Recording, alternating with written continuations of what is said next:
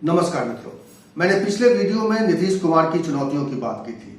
उन चुनौतियों की बात की थी जो नीतीश को अंदर से मिल रही है, यानी महागठबंधन के भीतर जो चुनौतियां हैं उसकी चर्चा मैंने की थी। लेकिन ऐसा नहीं है कि नीतीश कुमार को सिर्फ भीतर की चुनौतियों से लड़ना है। 2024 की जो संभावित लड़ाई मानी जा रही है कि नीतीश के चेहरे और मोदी के चेहरे के बीच में अगर कोई लड़ाई होती है, सियासी लड़ाई होती है, चुनावी लड़ाई होती है, उस लड़ाई में जब बीजेपी के साथ उनका मुकाबला होगा तो बीजेपी की ओर से कैसी चुनौतियां मिलेंगी, उसको लेकर हम इस वीडियो में चर्चा करने वाले हैं। हम सभी जानते हैं कि भारतीय जनता पार्टी एक ऐसी पार्टी है जो संगठन के तौर पे बहुत ही मजबूत है, जो बूथ लेवल पर लड़ाई लड़ने के लिए तैयारी कर रही होती है और बूथ लेवल पर जिसके संगठन काफी मजबूत माने जाते हैं। ऐसे में महागठबंधन के भीतर जो दल हैं उनके लिए ये चुनौती बड़ी होगी कि भारतीय जनता पार्टी जो बिहार में कमजोर मानी जाती है उसके साथ किस तरह से कितना उसको ताकतवर समझते हुए अपनी रणनीति तय करे, क्योंकि कई बार हार तब भी हो जाती है जब आप दुश्मन को कमजोर समझने लगते हैं, लेकिन भारतीय जनता पार्टी को आप कमजोर नहीं समझ सकते हैं। बिहार में अगर उसे कमजोर समझा जा रहा है इस वक्त, तो ये इस वक्त की हकीकत है, लेकिन भारतीय जनता पार्टी बिहार में हमेशा कमजोर रहेगी, ये अगर एज्यूम कर लिया जाएगा, इसको मान लिया जाएगा। और खास तौर पर जब नीतीश कुमार और उनके साथ के जो दल है वो अगर बीजेपी को कमजोर मान लेंगे तो उनकी हार निश्चित है। ऐसे में यह जानना जरूरी है कि भारतीय जनता पार्टी की ताकत कैसे बिहार में बढ़ सकती है, या भारतीय जनता पार्टी जो प्लान कर रही है बिहार की लड़ाई को अपने पक्ष में करने के लिए, वो क्या चाल है, वो क्या रणनीति है जिस पर भारतीय जनता पार्टी आगे चलकर अपने विरोधी को परास्त करने की रणनीति बना रही है। माना यह जाता है कि बिहार में सियासी ताकत की 3 धुरी है। एक धुरी नीतीश कुमार है जो बहुत ही मजबूत है, चेहरे के तौर पे भी, अपनी पार्टी के तौर पे भी। 2020 के चुनाव में उनकी पार्टी के तौर पे उनको झटका जरूर लगा था, लेकिन उनके चेहरे को उस तरह से डेंट नहीं किया जा सका। इसी वजह से भारतीय जनता पार्टी उनके नेतृत्व में काम कर रही थी। और जब पाला बदला है नीतीश ने, तब भी नीतीश चेहरा है, उनकी पार्टी कमजोर है, उनकी पार्टी बाकी जो दल है उसके मुकाबले उनका उस तरह से अभी उस तरह की इमेज नहीं है। लेकिन आरजेडी जो दूसरा धुर है और तीसरी धुरी भारतीय जनता पार्टी निश्चित रूप से है। तो अब भारतीय जनता पार्टी की कोशिश ये होगी कि ये जो 3 धुरी की लड़ाई है बिहार में, इसको 2 धुरी की लड़ाई के रूप में कैसे परिवर्तित किया जाए, ये भारतीय जनता पार्टी की पहली कोशिश होगी। हम सभी जानते हैं कि भारतीय जनता पार्टी रणनीतिक तौर पे बहुत ही मजबूत चाल चलती रही है। ये और बात है कि नीतीश कुमार फिलहाल जो उन्होंने जिस तरह का एक्शन किया है और जिसमें उन्होंने भारतीय जनता पार्टी को शिकस्त दी है और बड़ी शिकस्त दी है, जिसकी वजह से भारतीय जनता पार्टी फिलहाल सदमे में है। लेकिन भारतीय जनता पार्टी एक ऐसी पार्टी है जो इस तरह के सदमों से उभरकर एक विजेता के तौर पर उभरने का इतिहास रखती है। ऐसे कई उदाहरण हैं, मैं उन उदाहरणों की चर्चा नहीं करूंगा। मैं चर्चा करूंगा कि बिहार में कैसे वो तस्वीर बदलने के लिए भारतीय जनता पार्टी काम कर सकती है। एक बात और भी अहम है कि भारतीय जनता पार्टी कभी भी छोटे गोल नहीं रखती है, यानी अब उसका लक्ष्य छोटा नहीं होता है। भारतीय जनता पार्टी की ओर से खबरें आ रही हैं कि उसने अपने लिए बिहार के लिए 35 सीटों का लक्ष्य रखा है। 40 सीटों वाले प्रदेश में 35 सीटों का लक्ष्य रखते हुए भारतीय जनता पार्टी ने अपनी रणनीति को सजाना शुरू कर दिया है। और जो खबरें आ रही हैं उसके मुताबिक जो चाल भारतीय जनता पार्टी की ओर से चली जाएगी, उसके कुछ संकेत मिलने लगे हैं। आपने देखा होगा कि किस तरीके से भारतीय जनता पार्टी को जब झटका लगा नीतीश कुमार का, तब नीतीश कुमार के प्रिय रहे, उनके साथ डिप्टी सीएम के तौर पर लंबे समय तक काम कर चुके सुशील मोदी ने किस तरह की बातें कही, किस तरह के सवाल उठाए।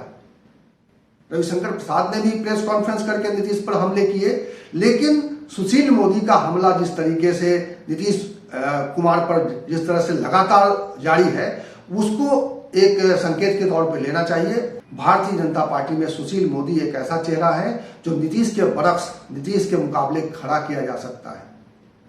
सुशील मोदी अभी हाल में एक प्रेस कॉन्फ्रेंस में कह चुके हैं कि उनके भारतीय जनता पार्टी में कई चेहरे हैं, ऐसा नहीं है, चेहरों की कमी नहीं है, नेतृत्व की कमी नहीं है, लेकिन जिस तरीके से सुशील मोदी को आगे किया गया है इस वक्त, जिस तरह से सुशील मोदी बिहार के सवालों पर लगातार मुखर हो रहे हैं, इसमें सीधे सीधे साफ दिखाई दे रहा है कि वो नीतीश कुमार के सामने एक चेहरे के तौर पे उभारे जा सकते हैं।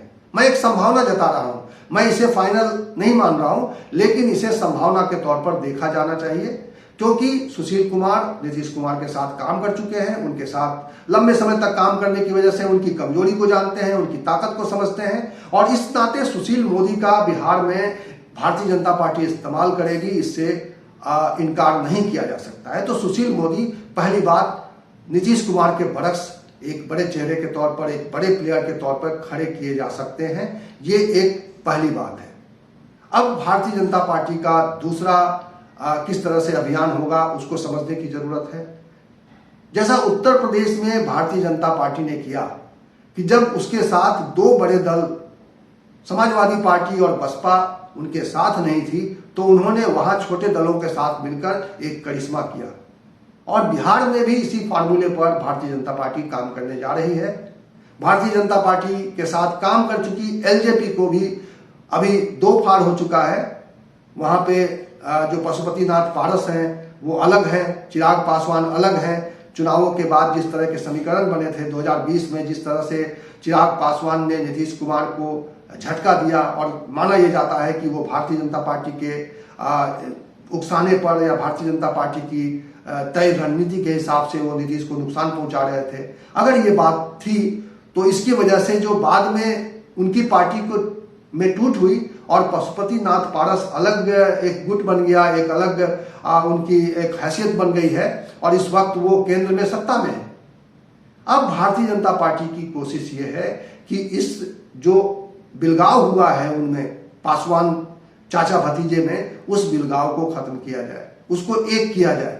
हालांकि जनता दल यूनाइटेड की ओर से ये भी कोशिश चल रही है कि पशुपतिनाथ पारस के अपने साथ मिला लिया जाए। उनके जनता दल यूनाइटेड के एक बड़े नेता का ये दावा की सामने आया है, वो कह रहे हैं कि वो बहुत जल्दी उनके साथ खड़े दिखाई देंगे। लेकिन भारतीय जनता पार्टी की कोशिश ये है कि एलजेपी में एकता कराकर, चाचा भतीजे के बीच में एकता कराकर, चिराग पासवान और पशुपतिनाथ पारस के बीच में एकता कराकर एक दलित वोट को अपने पक्ष में किया जाए। तो ये दूसरे नंबर की उसकी कोशिश है कि वो छोटे दलों के साथ मिलकर नीतीश और तेजस्वी का मुकाबला करें। और सिर्फ एलजेपी नहीं, इसके अलावा जो छोटे दल हैं जिनकी अलग अलग जगहों पे थोड़ी बहुत उनकी ताकत है, उस ताकत को बटोरकर उत्तर प्रदेश की तर्ज पर भारतीय जनता पार्टी अपने साथ लेकर अपने मुहिम में आगे बढ़ना चाहती है। तो ये भारतीय जनता पार्टी का प्लान नंबर 2 है, जो उत्तर प्रदेश में एक तरह से प्रयोग किया हुआ है उस प्लान को, और टेस्टेड और ट्रस्टेड है। तो इस प्लान को बिहार में लागू किया जाएगा। बिहार में एक और नाम है मुकेश सहनी। मुकेश सहनी बिहार में एक ऐसे प्लेयर बन गए हैं जिन्होंने दोनों के साथ काम किया है, जिन्होंने आरजेडी के साथ भी काम किया है और भारतीय जनता पार्टी के एनडीए में भी रहे हैं। अभी तक उन्होंने अपना रास्ता एक तरह से क्लियर नहीं किया है। वो भारतीय जनता पार्टी से उनकी दूरी इसलिए बनी हुई है क्योंकि उनके विधायकों को भारतीय जनता पार्टी ने तोड़ दिया था। अब देखना यह है कि आने वाले समय में क्या भारतीय जनता पार्टी मुकेश सहनी को दोबारा अपने साथ लेकर, चूंकि दलितों में एक निषाद जाति में उनका एक अच्छा खासा प्रभाव है, उस प्रभाव का इस्तेमाल भारतीय जनता पार्टी करती है या नहीं करती है। लेकिन सोच के स्तर पर माना यह जा रहा है कि भारतीय जनता पार्टी छोटे स्तर पर काम करने वाली, अलग अलग स्थानों पर प्रभाव रखने वाली, बिहार के अलग अलग क्षेत्रों में काम करने वाली छोटे दलों के बीच जाकर उन्हें अपने साथ लेने की कोशिश करेगी। और इस कोशिश में वो मुकेश सहनी को भी शायद नहीं छोड़ने वाली है। मुमकिन है उनके बीच भी एक तरह से एकता का प्रयास किया जाएगा। उनके जो विधायक उनसे टूट गए थे, उनके जरिए भी कोई मुहिम चलाई जा सकती है। कैसे ये होगा, ये आने वाला वक्त बताएगा। लेकिन बिहार में इस तरह के समीकरण बिठाने की कोशिश की जा रही है। दूसरी बात, जब दलित और पिछड़े, अति पिछड़ों के बीच में भारतीय जनता पार्टी इस तरह से पहुंचने की कोशिश कर रही है, वहीं उनकी कोशिश ये भी है कि अगरों के बीच में भी उनकी अपनी एक ऐसी कोशिश की जाए जिससे भारतीय जनता पार्टी की ताकत प्रदेश में बढ़े। क्योंकि अभी जो महागठबंधन है उसका फोकस अगड़ों पर नहीं है। इनके साथ अगड़ी जाति के लोग हैं, इनके साथ अगड़ी जाति के नेता हैं, लेकिन इनका फोकस उस तरह से नहीं है। और इस वक्त जिस तरह से अभी मंत्रिमंडल का विस्तार हुआ है और जिसमें देखा यह साफ गया है कि MY फैक्टर का बहुत ख्याल रखा गया है और उनका फोकस अगली जाति पर नहीं है, उनका फोकस पिछड़ी जाति पर है, अति पिछड़ी जाति पर है, दलितों पर है। लेकिन भारतीय जनता पार्टी अगड़ों के साथ वैश्य समुदाय पर भी अपने पकड़ मजबूत करने के लिए कोशिश कर सकती है और इस कोशिश के तहत किस तरह से वो अपने पत्ते खोलेगी आने वाले दिनों में आपको दिखाई देगा कि भारतीय जनता पार्टी बिहार में अपने जातीय समीकरण को एक बार फिर से दुरुस्त करने के लिए, क्योंकि उसे अब मालूम हो गया है कि उसे अब आगे की लड़ाई नीतीश और तेजस्वी को के मिले जुले ताकत के खिलाफ लड़नी है। तो इसलिए अपनी वो ताकत बढ़ाने के लिए अपने जातीय समीकरण को मजबूत करने पर भारतीय जनता पार्टी का खास जोर रहने वाला है। तो इस तरह से बिहार की सियासी लड़ाई और आने वाले समय में चुनावी लड़ाई बेहद दिलचस्प होने जा रही है। इस वक्त जो माहौल चल रहा है, नीतीश कुमार जिस तरह के माहौल में काम कर रहे हैं, जिस तरह की सक्रियता संवेदनशीलता के साथ आगे बढ़ रहे हैं, और लेकिन उनकी चुनौतियां न अंदर से कम हुई है न बाहर से कम हुई है। आने वाले समय में ये और जमीन पर दिखाई देगा कि ये चुनौतियां किसके लिए कितनी बड़ी है। भारतीय जनता पार्टी के लिए बिहार में विस्तार की कितनी बड़ी संभावना है, क्या उसके ये तमाम प्रयोग जो करना चाहती है बिहार में कितनी मजबूती से इस प्रयोग को लागू कर पाएगी, ये देखने वाली बात होगी। लेकिन ये सत्य है कि बिहार में भारतीय जनता पार्टी अपनी जमीन नहीं छोड़ने वाली। बिहार में उसने पिछले कुछ सालों में किसी के साथ सत्ता में रहकर, नीतीश के साथ सत्ता में रहकर सही, उसने अपनी ताकत बटोरी है, ताकत अपनी बढ़ाई है और इस ताकत का इस्तेमाल करते हुए वो और कैसे नीतीश और तेजस्वी के गठबंधन का कड़ा मुकाबला कर सकती है, इसके तैयारी में है। आने वाले दिनों में नीतीश कुमार किस तरह से उस तैयारी, उस मुकाबले को कैसे काट पाएंगे, ये भी हमें देखने को मिलेगा। नीतीश और भारतीय जनता पार्टी के बीच में जिस तरह की सियासी कसमकस बिहार में चल रही है वो बेहद दिलचस्प है और इस पर हमारी नजर बनी हुई है। इस पर अगर आप भी कुछ कहना चाहते हैं, आपका भी कोई नजरिया हो, तो आप आकर कमेंट बॉक्स में अपनी बात रख सकते हैं। हमें आपकी राय का इंतजार रहेगा, क्योंकि YouTube हमें एक अवसर देता है कि हम दो तरफा संवाद करें। मैं जो कह रहा हूं उसमें कहां मैं चूक रहा हूं, आप जो कहना चाहते हैं वो कितना महत्वपूर्ण है, ये जानने की जरूरत है। इसीलिए आइए आप कमेंट बॉक्स में अपनी बात रखिए और हमारा मार्गदर्शन कीजिए। और आखिर में इस वीडियो को समाप्त करने से पहले मैं आपसे अनुरोध करूंगा कि अगर आप मुझे आर्थिक रूप से सहयोग करना चाहते हैं, अगर आप निष्पक्ष पत्रकारिता को आगे बढ़ाना चाहते हैं, तो नीचे दिए गए थैंक्स बटन को क्लिक करके अपनी सुविधा के मुताबिक, अपने सामर्थ्य के मुताबिक आप मेरी मदद कर सकते हैं। मैं वादा करता हूं कि स्वतंत्र पत्रकारिता के लिए, निष्पक्ष पत्रकारिता के लिए मैं प्रयास करता रहूंगा। इसी तरह के विमर्श और इसी तरह की खबरों के साथ आपके सामने फिर आऊंगा। तब तक के लिए नमस्कार।